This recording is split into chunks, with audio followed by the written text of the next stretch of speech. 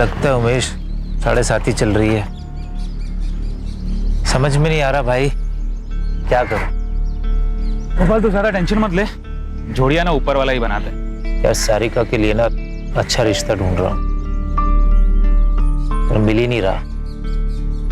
पूरी रात इस टेंशन में नींद भी नहीं आती मेरे भाई।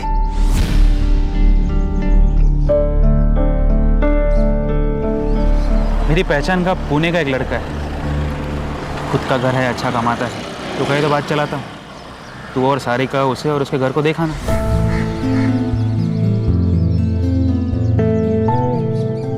सच कह रहा भाई?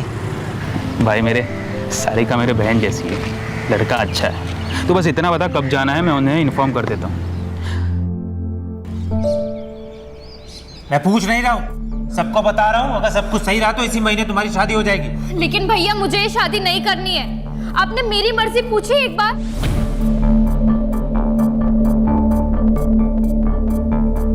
मैं अपनी पसंद से ही शादी करूंगी, बच्ची नहीं हूं मैं। हाँ हाँ हमें पता है कि तू बड़ी हो गई है और तेरे कारनामे भी बड़े हो गए। सुन लड़की, जो तेरे भैया कह रहे हैं ना वो चुपचाप मान ले, उसी में सुखी रहेगी, नहीं तो जिंदगी भर रोती रहेगी।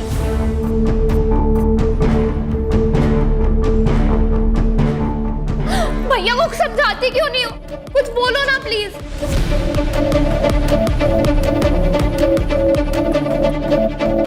भाई मुझे तो सुबह से सर्दी बुखार है, मैं तो नहीं जा सकती।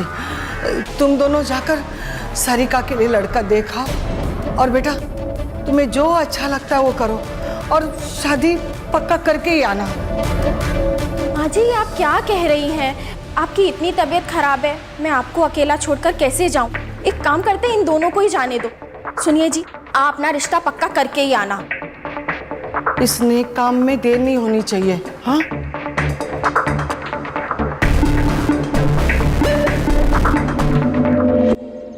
हेलो, मैंने तुमसे कहा था ना भाग चलते हैं, लेकिन तुमने मेरी बात नहीं सुनी। कल भैया मुझे पुणे लेके जा रहे हैं लड़का देखने। नहीं, मुझे शादी नहीं करनी है, मुझे तुम्हारे साथ रहना है। अब तुम ही कुछ करो वरना मैं यहाँ अपनी जान दे दूंगी। भाभी नहीं, भाभी नहीं। तुझे मना किया है इससे बात नहीं करने के लिए, तू नहीं सुनेगी। रुक, तुझे बताती हूँ। गोपाल, ये देखो तुम्हारी बहन के कारनामे। मना किया था ना तुमने बात करने से, फिर भी नहीं सुधरी है। तुम्हारे खानदान का नाम खराब करके रहेगी। अरे कुछ करो, का नाम खराब करके रहेगी। आई अभी नहीं आ सकती मैं, कुछ ही दिनों में मेरे ऑफिसर्स के एग्जाम है। एग्जाम पास कर ली ना, पोस्ट भी बढ़ जाएगी और सैलरी भी।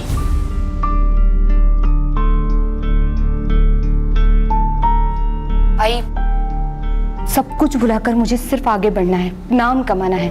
लेकिन जो कुछ तेरे साथ हुआ है, क्या तू उसे भुला पाएगी? कोशिश तो करनी पड़ेगी ना आई, तू बस चिंता मत कर। मैं संभाल लूंगी उसे। मैं जो कुछ भी कर रहा हूँ तेरे भलाई के लिए कर रहा हूँ, समझी? भैया नहीं, भैया नहीं, समझाया ना तुझे? नहीं करनी चाहती है भैया, समझो। कर ले शादी। बैठ। चलो भैया।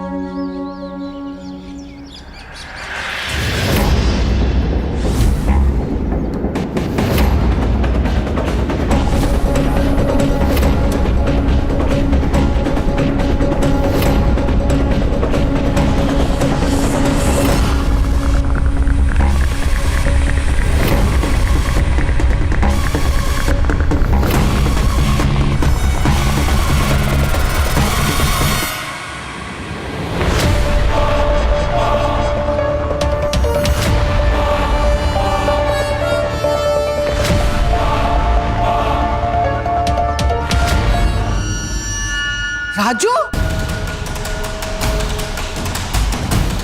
तू यहाँ क्या कर रहा है? हाँ?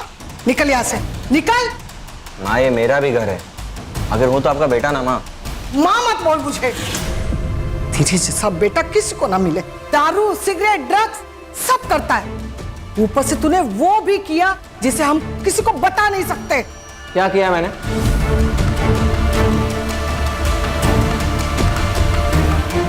यहाँ पे ना अपने सबके किए की सजा मिल रही, सिर्फ मुझे मत बोलना। माँ जी खाना खा लेने दीजिए, फिर चला जाएगा। तू तो बीच में बोली मत, समझी? सारिका, सारिका, सारिका कहाँ है? वो अपने मामा के पास गई है। तू निकल यहाँ से। झूठ मत बोलो, मुझे सब पता है। अगर सारिका वापस नहीं आई ना तो पुलिस को बता दूंगा कि आप लोग उसकी जबरदस्ती शादी करा रहे हो। धमकी दे रहा है? धमकी दे रहा है? ए गर्दुल्ले, तू तो मुझसे बात ही मत कर, मुंह मत लग मेरे। सारिका की जबरदस्ती शादी में होने नहीं दूंगा, समझा? चल, आज के बाद दिखा ना तो मुझसे बुरा कोई नहीं होगा। तो क्या कर लेगा? हाँ, तुम लोगों ने अगर सारिका की जबरदस्ती शादी की ना तो जान ले लूंगा सबकी। निकल, चल निकल यहाँ से। चलते चल।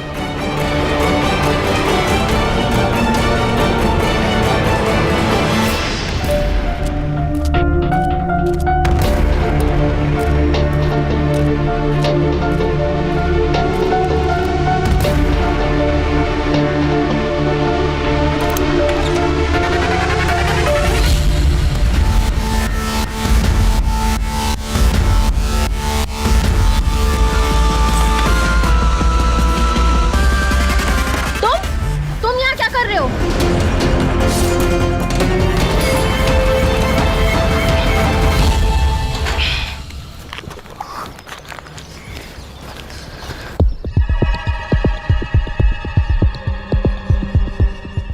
कल का दूध का पैकेट यही पड़ा है। भाभी, अरे सुरेश, क्या हुआ? ये कल का दूध का पैकेट यही पड़ा है और कोई दरवाजा भी नहीं खोल रहा। रुको, मैं राजू को फोन करता हूं।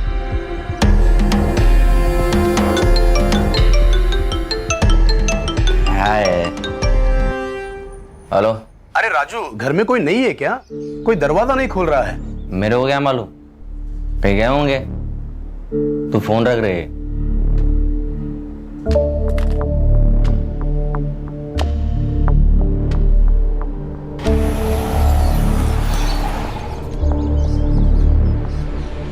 अरे गोपाल भाऊ, घर में कोई नहीं है क्या? दरवाजा नहीं खोल रहे। क्या?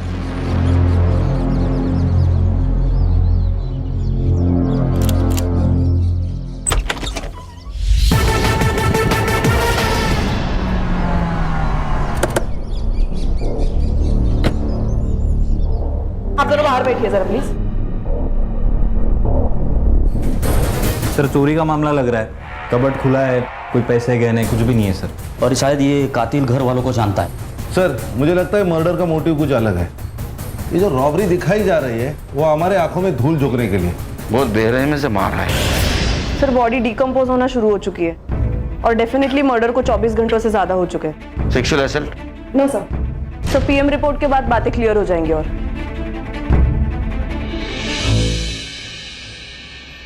सर, लॉक्ड है।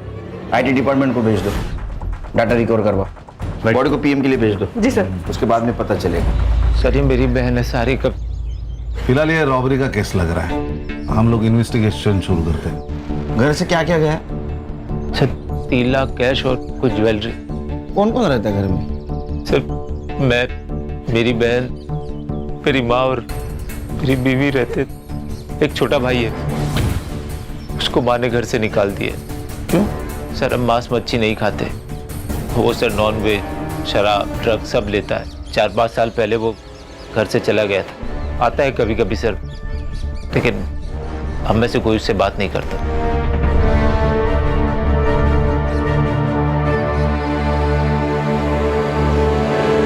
खान, एक ही घर में 2 मर्डर हुए, उसमें से एक सीनियर सिटीजन है। इसके पहले कि सीनियर सिटीजन की सेफ्टी का मुद्दा मीडिया उठा है, ये केस हमें सॉल्व करना होगा। Yes sir. सर, इस एरिया में सीसीटीवी कैमरा है कि नहीं वो चेक करता हूँ और पड़ोसियों से भी पूछताछ करता हूँ। संग्राम, ये गोपाल से ज्वेलरी की फोटोग्राफ लेना और आसपास के ज्वेलरी शॉप में सर्कुलेट कर देना। सर। और कोई बेचने आए तो जल्दी से इन्फॉर्म करने के लिए बोलना। अरे राजू, चलो बोलो क्या, फैमिली मैटर लग रहा है। सर, वो राजू है ना, एक नंबर का टपोरी है सर। तो खुद के घर में भी ऐसे आता है जैसे घर में कोई चोर घुस रहा हो। कभी हेलमेट पहन के, सर पे रुमाल बांध के, और जब देखो तब नशे में धुत रहता है साहब। कुछ दिन पहले बहुत झगड़ा हुआ था सर। वो सारिका की दोस्त तेजल और उसका भाई दोनों यहाँ पे आए हुए थे। तब राजू और मधु ने उन्हें मार मार के घर से भगा दिया था। क्यों? प्यार का चक्कर था शायद। सारिका की शादी की बात को लेकर झगड़ा हो रहा था। सारिका से दूर रहने की धमकी दी थी मधु ने तेजल के भाई को। आज के बाद दिखा ना तो मुझसे बुरा कोई नहीं होगा। तुम लोगों ने अगर सारिका की जबरदस्ती शादी की ना तो जान ले लूंगा सबकी। गोपाल के ज़्यादा दोस्त नहीं है सर। हाँ, एक उमेश नाम का बंदा है, मार्केट पे दोनों साथ में काम करते हैं। उसका काफ़ी आना जाना भी है उसके घर पे। साहब मैं तो खुद शॉक्ड हूँ।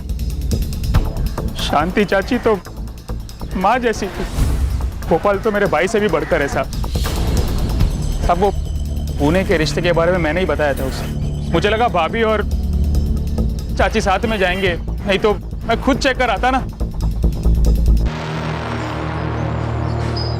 सर मैं अपनी माँ को क्यों मारूंगा? अरे पैसा बहुत बुरी चीज होती है, वो रिश्ते नाते कुछ नहीं देखती। और तू तो ये सुट्टे वाला है ना, गंजेड़ी नशेड़ी बेवड़ा, तेरे ऊपर कैसे भरोसा करेंगे? मैं अपने पैसे की पीता हूँ सर, और अपने फैमिली को मार दो इतना आउट नहीं रहता मैं। अच्छा, ये शांति देवी और मधु इसको कब मिला था आखिरी बार? 4 से 5 दिन पहले मिला था। इसके बाद मैं उनसे कभी मिला नहीं। मेरा फैब्रिकेशन का अपना धंधा है। तेरा इतना बड़ा घर है, तू अकेला बाहर क्यों रहता है? आपको क्या करना उससे? तुम इससे बात कर। मेरा मतलब है सर कि मेरी लाइफ है, मेरी मर्जी, कुछ भी करो। निकल निकाल। जर जास्त शहाणा है ती कुंडल निकालो सर।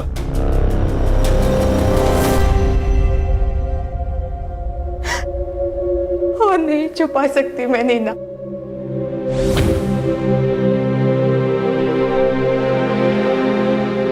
तंग आ गई हो इस सबसे।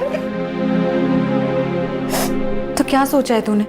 यही कि नागपुर ट्रांसफर करवा लेती हूँ आई के पास। तो जो भी फैसला लेगी मैं तेरे साथ हूँ, लेकिन एक बार फिर से सोच ले। तेरी ऑफिसर की एग्जाम होने वाली है कुछ महीनों में। अगले साल अप्लाई कर लूंगी, बस एक बार ये ट्रांसफर हो जाए। इतना आसान नहीं होता है ट्रांसफर होना, तुझे भी पता है। महीनों लग जाते हैं। पता है, लेकिन मेरे पास दूसरा कोई ऑप्शन नहीं है।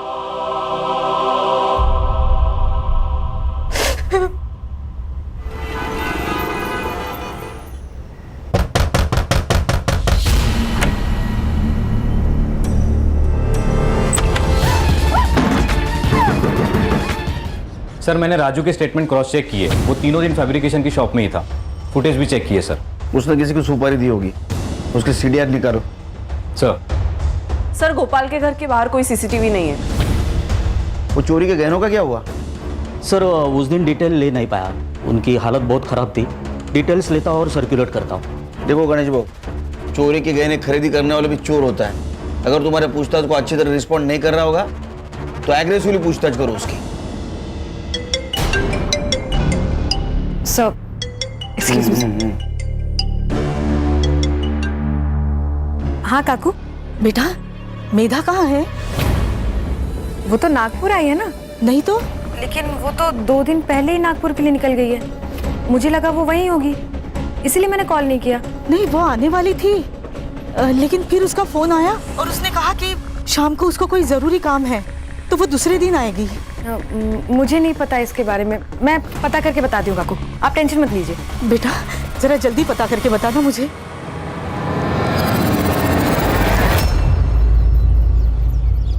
मैंने भी उसे 2 दिन से नहीं देखा। क्या हुआ, सब ठीक है ना? नहीं, सब ठीक है। कभी कभार किसी केस के सिलसिले में शहर से बाहर आना जाना पड़ता है। मैं चलती।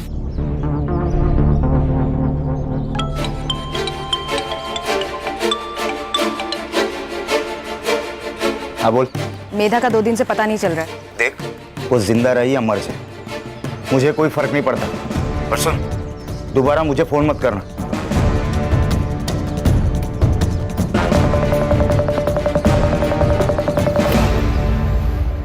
सर एक लड़की की लाश मिली यूनिफॉर्म में, शायद पुलिस वाली है।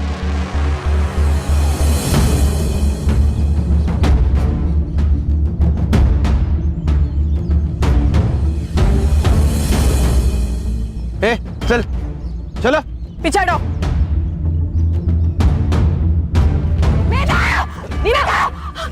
सर ये मेधा है, हम पुराने दोस्त थे। वंकर पुलिस स्टेशन में इसकी पोस्टिंग हुई थी। इसकी माँ से 2 दिन से फोन कर रही है।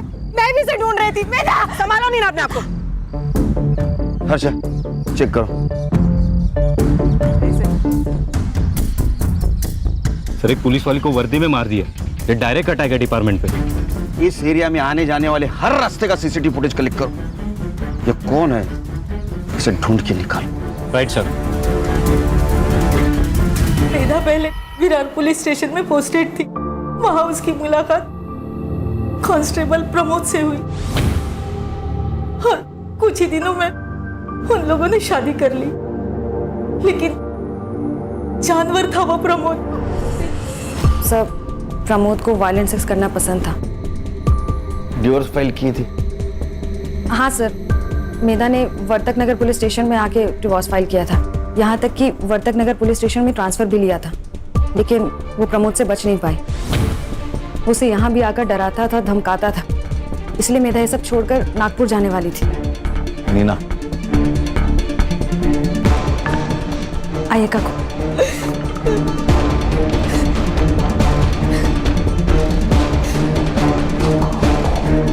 सर मधु और शांति देवी की पीएम रिपोर्ट आ गई। सर इसके मुताबिक इन दोनों की मौत 16 तारीख को रात 10 से 12 के बीच में हुई थी। किसी शार्प ऑब्जेक्ट से वार किया गया है सर। सेम वेपन है, मार्क्स के निशान। सबके फिंगरप्रिंट्स ले लो और मर्डर स्पॉट पे मिले फिंगरप्रिंट से मैच कर लो। Right sir. सर सर मैं मेधा की मौत के बारे में सोच रहा था। मुझे उसके कॉल डिटेल्स चाहिए जल्द से जल्द। ओके सर मधु के फोन में ये वीडियो मिला है सर।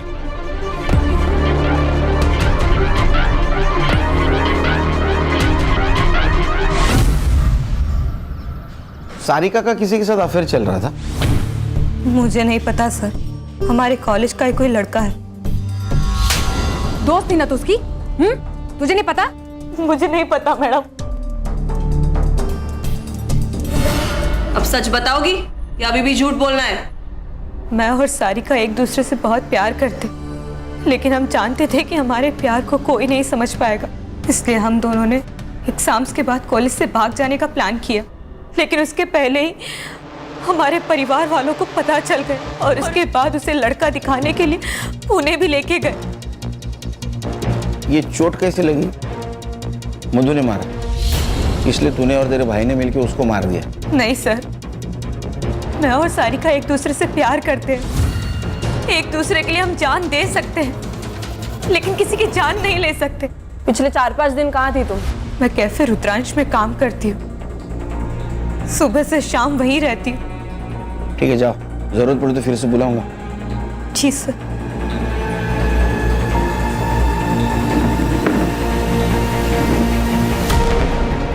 सर ये लड़की सच बोल रही थी, कैफे में ही काम करती है। मैंने बात की ओनर से।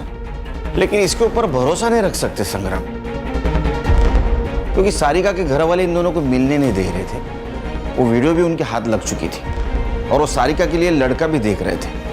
तो हो सकता है गुस्से में आकर तेजल ने उन दोनों को मार दिया और हमें भटकाने के लिए रॉबरी की हो सर।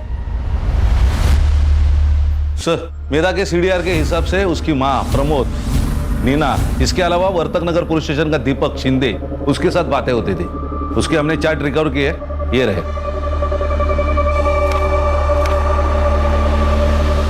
बोला उसको। सर मेधा ने प्रमोद की वजह से ही ट्रांसफर लिया था, लेकिन प्रमोद उसे फिर भी परेशान कर रहा था। उसने खुद बताया तुमको? नहीं सर, उसने नहीं बताया, लेकिन मैंने एक दिन उसके हाथ पे बेल्ट के निशान देखे थे।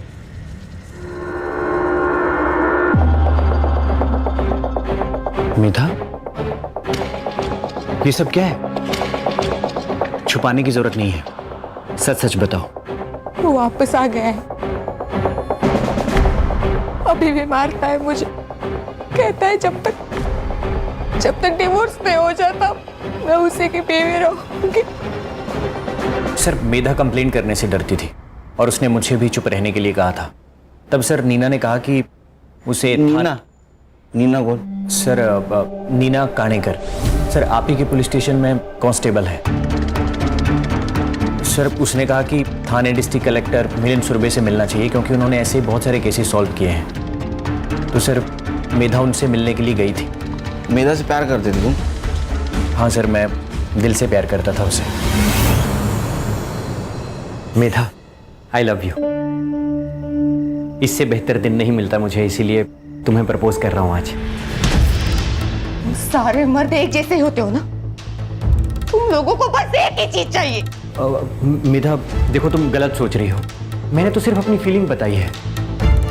देखो अगर तुम्हें नहीं पसंद है तो मैं इस टॉपिक के बारे में कभी बात नहीं करूंगा और ना कभी तुम्हें फोर्स करूंगा।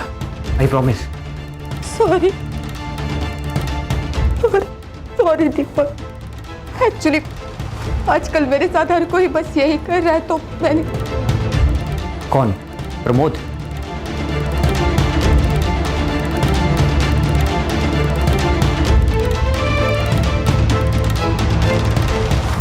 मिलिंद सुरभि। तुम टेंशन बिल्कुल मत लो, मैं सब कुछ संभालूंगा। मैं हूं ना। उस दिन अगर उसकी बीवी नहीं आती तो पता नहीं वो मेरे साथ क्या कर देता। मैं दीपक बस मैं नागपुर जाना चाहती हूँ आई के पास। मुझे किसी पे भरोसा नहीं, किसी पे विश्वास नहीं, मुझे यहाँ नहीं रहना। ये मेधा ने कब बताया तुम्हें? सर 4 दिन पहले। सर वो एडमिन को 2 लाख रुपए भी देने वाली थी ट्रांसफर के लिए। और सर मेधा ने यह भी कहा था कि वो अपनी ज्वेलरी बेचने जा रही है। तुम कहाँ थे पिछले 4 दिन? सर मैं बर्तक नगर में था सर, एमएलए की सिक्योरिटी में। ठीक है, जरूरत पड़ी तो फिर से बुलाऊंगा। ठीक है, थैंक यू सर। जय जय। तुमने मेधा को मिलिंद सूर्य के पास भेजा था, बताया नहीं? सर मुझे ये बात इतनी बड़ी नहीं लगी। मिलिंद सर काफ़ी अच्छे इंसान हैं। उन्होंने मेरी प्रॉपर्टी डिस्प्यूट में हेल्प की थी तो इसलिए मैंने उसे रिकमेंड किया। उसी मिलिंद सुरभि ने मेधा का एडवांटेज लेने की कोशिश की थी। सर मेधा ने मुझे इस बारे में कुछ नहीं बताया। उन्होंने तुम्हारे कभी? नहीं सर, नो वे। खान, तुम और हर्षा मधु और शांति देवी की केस पे काम करो। सर। मैं संग्राम और नीना मेधा के केस पे काम करते हैं। ये सब झूठ है। रोजाना कई औरतें आती हैं मेरे पास हेल्प करने के लिए। आप किसी से भी पूछ सकते हैं। अब जब वो इंसान ही नहीं रहा तो उसके कंधे पे बदनामी की बंदूक रखकर कोई भी गोली चला सकता है। आपने उसके साथ जबरदस्ती नहीं की। आई नो, हम दोनों बेडरूम में ही थे, लेकिन आपको बताना चाहूंगा कि मेरे बेडरूम में ही मेरा स्टडी टेबल था, इसलिए मैं वहीं पर था। इसलिए मेधा भी वहीं पर आई, बात की और चली गई। ठीक है सर, थैंक यू।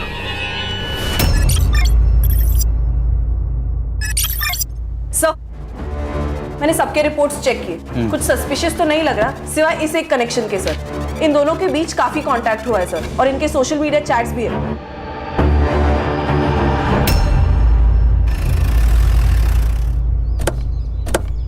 कुत्ते की दुम साल भर पाइप में डाल के रखो तो भी टेढ़ी की टेढ़ी रहती है।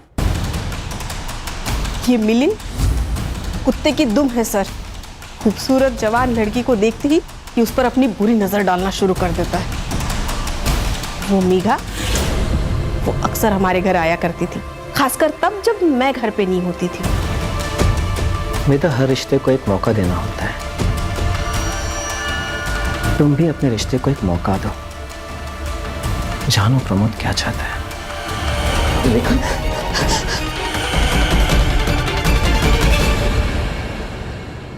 किस मुंह से बताएं सर, एक इज्जती तो सब कुछ है हमारे लिए। मधु को सबसे पहले उसके बारे में पता चला, उसके बाद उसने माँ को बताया। माँ मैं बीमार नहीं हूँ, किसी को लड़के पसंद होते किसी को लड़की, इसमें कुछ गलत बात नहीं है और ये तो नेचुरल है ना माँ। तेरा दिमाग ठिकाने पे है क्या? क्या बोल रही है? अरे हम समाज में क्या मुंह दिखाएंगे? मुझे समाज की परवाह नहीं है माँ, बस आपको और भैया को मंजूर हो इतना काफी है मेरे लिए। पूरे खानदान का नाम मिट्टी में मिला दिया, समाज थूके हमारे ऊपर। बोल आज के बाद नहीं मिलेगी उससे। मैं मिलूंगी, 10 बार मिलूंगी, 100 बार मिलूंगी। उसने हमारी बात नहीं मानी। शादी के अलावा हमारे पास कोई ऑप्शन नहीं थी। तुम्हें क्या लगता है तेजल ने इस बात का गुस्सा निकाला होगा? हाँ सर, उसको पाने के लिए कुछ भी कर सकती है, जान भी ले सकती है। सर माँ और भाभी को मार के हमें क्या मिल जाता? हमें तो भागना था यहाँ से। हमने सब कुछ प्लान कर लिया था, बस एक अच्छे मौके की तलाश में थे हम दोनों।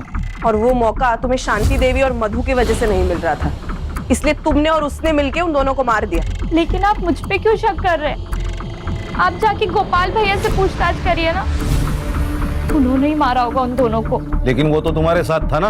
हाँ, हम साथ गए थे यहाँ से, लेकिन दूसरे दिन गोपाल भैया पूरा दिन गायब थे। अगली सुबह आए, फिर मैंने पूछा कहाँ गए थे, तो कुछ नहीं बताया। और वैसे भी उनके पास तो मोटिव भी था दोनों को मारने का। मोटिव? क्या मोटिव था? भाभी का अफेयर चल रहा था, ये बात भैया को पता चल गई थी। गुस्सा नहीं आएगा किसी को भी सर।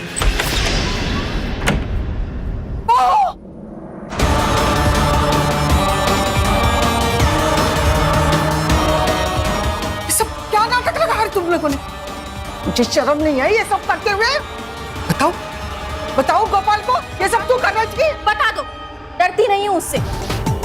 वैसे भी मैं राजू के साथ अपनी मर्जी से सोती हूँ, वो मेरे साथ कोई जबरदस्ती नहीं करता। तू गोपाल की बीवी है, बीवी और शादीशुदा औरत। माजी शादीशुदा औरत के भी अपने सपने होते हैं, लेकिन आपका बेटा तो खैर। क्या कमी है मेरे बेटे में?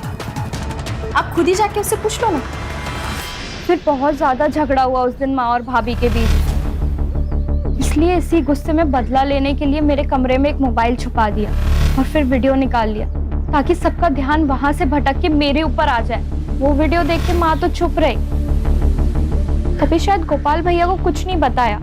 पर सर, मुझे ऐसा लगता है ना कि गोपाल भैया को पहले से ही सब कुछ मालूम था। क्या रे, डोमेस्टिक वायलेंस करना क्राइम है, पता नहीं तेरे को? सर, मुझे वायलेंट तरीके से सेक्स करना अच्छा लगता है सर। कुछ छुपा रहा ना, अभी बता दे, बाद में पता चला तू झूठ बोल रहा तो छोड़ूंगा नहीं तेरे को। सर, मैंने जो कुछ कहा है वो सब सच है। ठीक है, जा।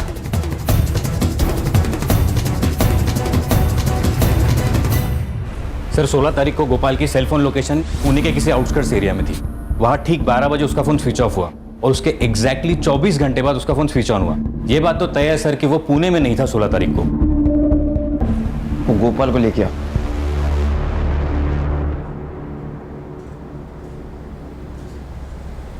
देख गोपाल, तेरे सीडीआर से हमें पता चला है कि तू 16 तारीख को पुणे में नहीं था, तेरा फोन स्विच ऑफ था।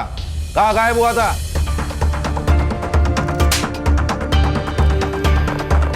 बताता हूँ सर। सर, अकेले में बात कर सकता? अरे मैं अकेला इसे समझ और बोल। सर, मैं बिरोही आयुर्वेदिक मेडिकल सेंटर गया था। मैं इम्पोर्टेंट हूँ सर, मुंबई के बाहरी इलाके के पास ये सेंटर है। मैं पूरा दिन वहाँ पे ट्रीटमेंट के लिए था, शाम को वापस आ गया। पर तू पहले क्यों नहीं बताया ये बात सर मैं कैसे सबको बता सकता था? सर, मधु को भी ये बात शादी के बाद पता चली और हमारे बीच में कभी कोई संबंध नहीं था। और जब मैंने मधु और राजू को एक साथ बिस्तर पे देखा, पागल सा हो गया सर। पर मैं करता भी क्या सर? बस अब मैंने ठान लिया, कुछ भी हो जाए मधु को अपने पास वापस लाऊंगा। और सर, इसीलिए मैं वहाँ पे ट्रीटमेंट के लिए जाता था। एड्रेस और नंबर ले लो सेंटर का। सर, कंट्रोल रूम से कॉल था, किसी अननोन आदमी ने पीसीओ से इंफॉर्मेशन दी है। ये तेजल और उसका भाई राहुल कल रात को गोपाल के घर के पीछे की दीवार लांघकर अंदर घुसे थे। फेक कॉल भी हो सकते हैं। नहीं सर, लेकिन चांस लेके तो देखते हैं। सर, एक काम करता हूं, मैं, नीना और हर्षा वहां जाके चेक करते।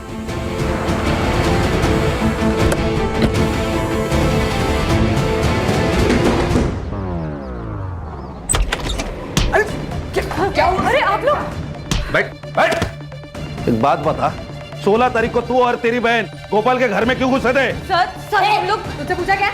खड़ी रहे पे। सर, हम लोग वहां पे गए ही नहीं थे सर, सच में सर।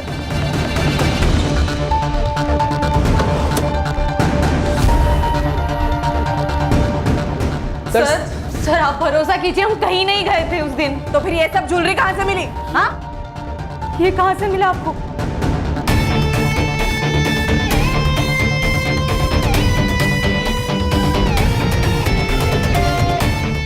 ये वही गहने हैं, ये शांति देवी के गहने जो उस दिन चोरी हुए थे। सर ये यहाँ पे कैसे आए हमें नहीं पता सर, सच में। सर आप हम पे भरोसा ये तो माँ की ज्वेलरी है। पर ये आपको कहाँ से मिली? तुम्हारे गर्लफ्रेंड के घर से। आप झूठ कह रहे हैं, आप सिर्फ तेजल को फ्रेम कर रहे हैं ताकि हम दोनों साथ ना हो सके। तो ऐसा तो नहीं कि तुम दोनों ने मिलकर मधु और तुम्हारी माँ को मार दिया? नहीं सर, आप गलत समझ रहे हैं। सर ये ज्वेलरी तो जूड़ी में थी, इसमें सिर्फ एक कंगन और एक झुमका मिसिंग है। शायद तेजल ने बेचे होंगे। एक काम करो, इसे ज्वेलरी के सारे डिटेल्स ले लो। Okay sir. सर मैंने सबके रिपोर्ट्स चेक किए, कुछ सस्पिशियस तो नहीं लग रहा सिवाय इस एक कनेक्शन के। सर इन दोनों के बीच काफी कांटेक्ट हुआ है सर, और इनके सोशल मीडिया चैट्स भी है।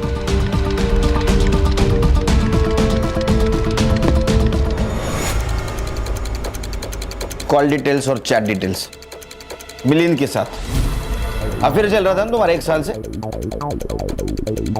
हाँ सर, हम दोनों 1 साल से साथ में थे। मुझे वो हर चीज़ मिल रही थी जो मुझे चाहिए थी। रेखा को शक हो गया था, वो कभी भी ऑफिस आ जाती थी, इसलिए मैंने जानबूझकर मेधा को मिलिंद के पास भेजा ताकि उसका शक मेधा पर जाए, मुझ पर नहीं। तंग आ गई थी मैं अपने पति की रंगरेलियों से, और वो मेधा, उस मेधा के साथ तो मेरे पति का कोई तो चक्कर था।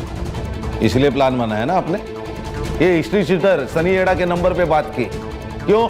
तो क्या करती मैं, क्या करती मैं? वो मेधा मुझसे मेरा पति छीनना चाहती थी। मैडम आप जैसा सोच रही, मेरे और सर के बीच में वैसा कुछ भी नहीं है, लेकिन हाँ मेधा और सर का चक्कर चल रहा है। मेधा का आपसे कोई लेना देना नहीं है, लेकिन वो सिर्फ अपने बारे में सोचती है, और बच्चों को मार देना ही उसका उपाय है।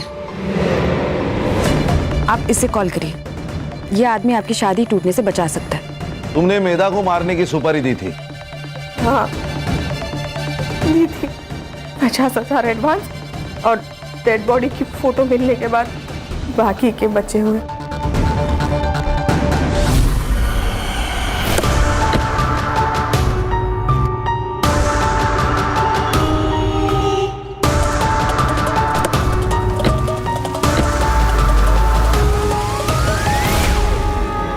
साहब मैंने रेखा मैडम से 1 लाख रुपए लिए थे, और मेधा जब ज्वेलरी शॉप से निकल रही थी तो मैं उसका पीछा कर रहा था, और वो किसी और का पीछा कर रही थी।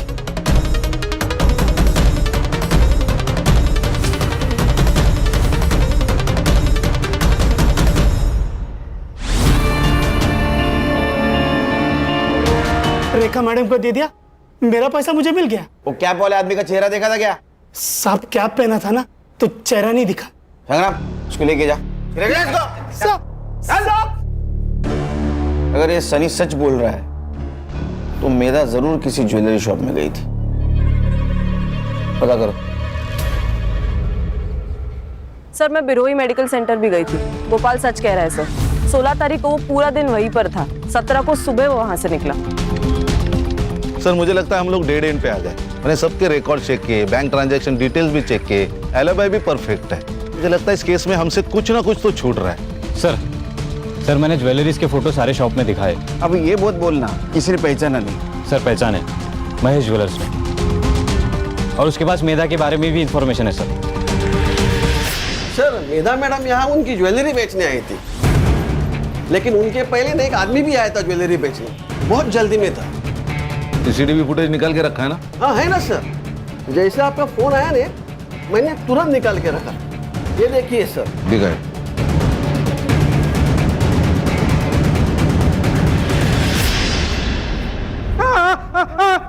बताता हूँ बहुत कर्जा हो गया था, एक नया बिजनेस स्टार्ट किया था, फ्लॉप गया। गोपाल मेरा बहुत अच्छा दोस्त है, मुझे सब बता था। तो उसने बताया था कि चाची ने सारिका की शादी के लिए 3 लाख के गहने बचा के रखे। तभी प्लान बनाया कि उन लोगों को पुणे बेचकर घर लूटूंगा। चाबी कहाँ से मिली?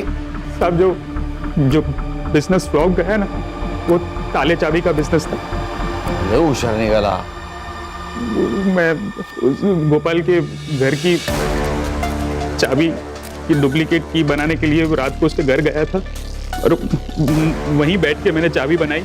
मुझे लगा घर में कोई नहीं होगा तो मैं चला गया चोरी करने। मुझे किसी को मारना नहीं था, पर मुझे तेजल का सारा मैटर पता था। मैंने सोचा उसके ऊपर सारा ब्लेम डाल के मैं बच जाऊंगा, तो इसलिए उसके घर पे मैंने कुछ ज्वेलरी रख दी। तो तेजल पे ब्लेम आया इसलिए तूने पीसीओ से फोन किया ना? मुझे पता था कि वो दिव्यांग पीसीओ बॉक्स है, वहां का ओनर सिर्फ सुन सकता है, देख नहीं सकता। मेधा को क्यों मारा? तुझे पता था ना वो पुलिस वाली है। मैं उसे नहीं मारता तो मुझे पकड़ लेती उसने। अरे मोटा भाई, अभी तो इतना ही कैश है, बस 15 मिनट रुको ने, मैं आपको पूरा कैश दे देता हूँ। हाँ ठीक, नहीं इतना ठीक है। अरे गिन तो लो। अरे हाँ कौन ये? अरे मैडम पता नहीं, आपको देख के भाग गया। तो ये चोरी का माल तो नहीं है? उसने मुझे ज्वेलरी शॉप में देख लिया था और मेरा पीछा कर रही थी। अब मुझे नहीं मारना था।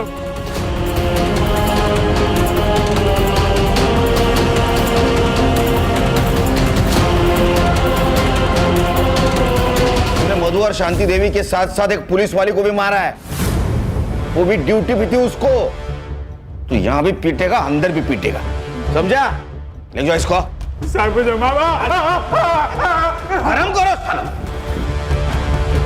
सर साल पे साल गुजर रहे हैं लेकिन इंसान बदल नहीं रहा है। प्यार तो प्यार होता है सर, किसी के साथ भी हो सकता है। कैसा है ना खान, जब हम किसी और से प्यार करते हैं तो उससे थोड़ा ज्यादा खुद से प्यार करना चाहिए, तो हम खुद के लिए लड़ सकते हैं। यहाँ गोपाल भी खुद के लिए नहीं लड़ सका और मेधा, वो तो पुलिस वाली थी, वो भी हार गई। करेक्ट सर, सिर्फ क्राइम करने वाला नहीं बल्कि क्राइम सहने वाला भी गुनहगार होता है। इसलिए एक चीज ध्यान में रखो, हमारे अंदर जो पुलिस वाला है उसको मजबूत रखना है, अपने इंडिविजुअल प्रॉब्लम से उसे डाइवर्ट नहीं होने देना है।